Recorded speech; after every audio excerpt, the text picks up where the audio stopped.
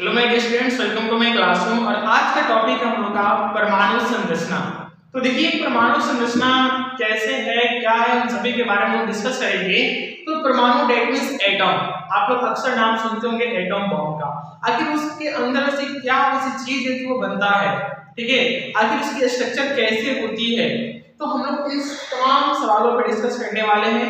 और देखिए एटम के बारे में हम डिस्कस करने जा रहे हैं। तो सबसे पहले हम बात करेंगे एटम, दैट मींस परमाणु होता क्या है। तो परमाणु तत्व का वह छोटा से छोटा कण है, यानी जो एटम है ना वो एलिमेंट का स्मॉलेस्ट पार्टिकल्स है, छोटा से छोटा, ठीक है, जो कि किसी भी रासायनिक अभिक्रिया में भाग ले सकता है, जो कि किसी भी केमिकल रिएक्शंस में भाग ले सकता है, लेकिन स्वतंत्र अवस्था में नहीं रह सकता, वो फ्रीली स्टेट में नहीं रह सकता है। कौन? एटम।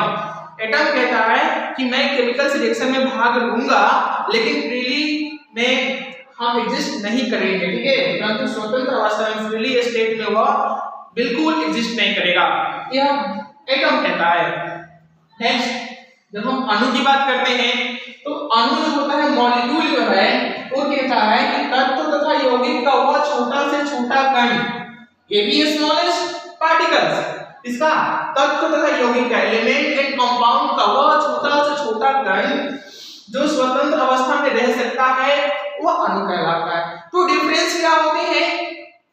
तो डिफरेंस अगर आपको बताया जाए तो मॉलिक्यूल्स और एटम के बीच में डिफरेंस यही होते हैं कि मॉलिक्यूल जो है वो फ्रीली स्टेट में रह सकता है लेकिन atom does not exist in free state, ठीक है, यह भाग लेता है परमाणु भार। अब देखिए इसके बाद हम बात करेंगे एटॉमिक वेट।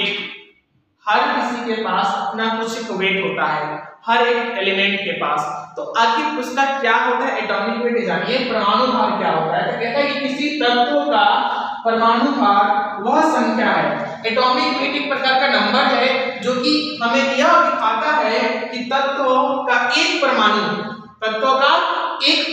यानी एलिमेंट का एक एटम कार्बन 12 के एटम के 1/12 भाग वेट अथवा हाइड्रोजन के 1.008 भाग द्रव्यमान से कितना गुना भारी है। अब चलिए हम इसको एक संक्षेप में समझाते हैं कि परमाणु भार क्या होता है। तो परमाणु भार एक प्रकार का संख्या है, एक प्रकार का नंबर है जो कि आपको यह रिप्रेजेंट करता है, यह दिखाता है, यह दर्शाता है कि कोई तत्व का एक परमाणु, कोई एलिमेंट का एक एटम कार्बन के 1/12 भाग के द्रव्यमान से कितना ज्यादा है, या हाइड्रोजन के 1.008 के द्रव्यमान से कितना गुना अधिक है, यह परमाणु भार बताता है, यानी एटॉमिक वेट बताता है, ठीक है। अब इसके बाद हम जानेंगे मॉलिक्यूलर वेट क्या होता है, ठीक है, इसे आप नोट डाउन कर सकते हैं किसी।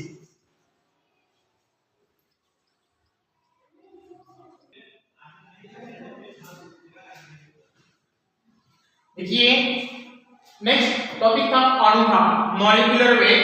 तो मॉलिक्यूलर वेट कहता है कि किसी पदार्थ का वह अणुभार वह संख्या है, किसी भी मैटर का अगर मॉलिक्यूलर वेट निकाला जाए, अगर मॉलिक्यूलर वेट पता करना हो तो एक नंबर है जो कि यह रिप्रेजेंट करता है कि उस पदार्थ का एक अणु कार्बन की 12, यानी देखिए कोई भी जो अणु होता है, मॉलिक्यूल जो होता है, वो कार्बन की 12 एक परमाणु के 1/12 भाग के द्रव्यमान के से कितना अधिक है, या हाइड्रोजन के 1.008 द्रव्यमान भाग के कितना गुना भारी है, यह हम लोग मॉलिक्यूलर वेट से निकालते हैं।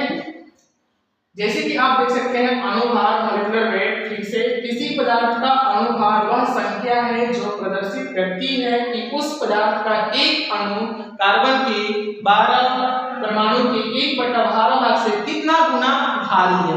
यहाँ ध्यान देना है कि कितना गुना वह भारी है।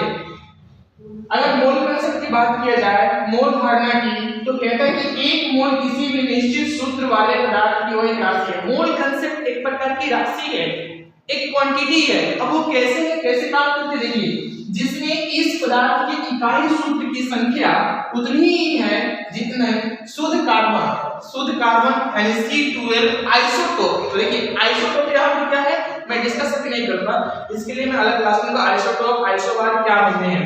तो आइसोटोप के ठीक 12 ग्राम में परमाणुओं की संख्या है, यानी कह रहा है कि जो शुद्ध कार्बन C12 है उसमें जितनी परमाणुओं की संख्या है 12 ग्राम में, उतनी ही संख्या इस पदार्थ की इकाई सूत्र में है। यह मोल कंसेप्ट कहता है, ठीक है।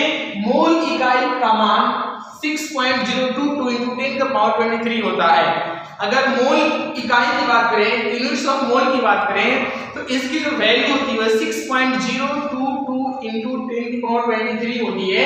और ध्यान से देखिएगा, कहते हैं कि कार्बन के 12 ग्राम या 1 मोल में, यानी कि मैं बात करूं 1 मोल क्या होता है, तो 1 मोल में जो एटम्स की संख्या होती है, जो परमाणु की संख्या होती है, वो 6.022 × 10⁻23 होती है।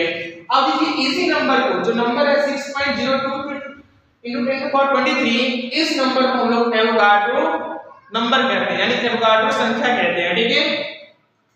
तो इसमें कोई डाउट हो तो पूछ सकते हैं और इसे नोट कर लीजिए। और मोल कंसेप्ट से रिलेटेड और कुछ कंसेप्ट बाकी हैं जो कि हम कल के क्लास में डिस्कस करेंगे, ठीक है। तब तक के लिए थैंक यू, जय हिंद।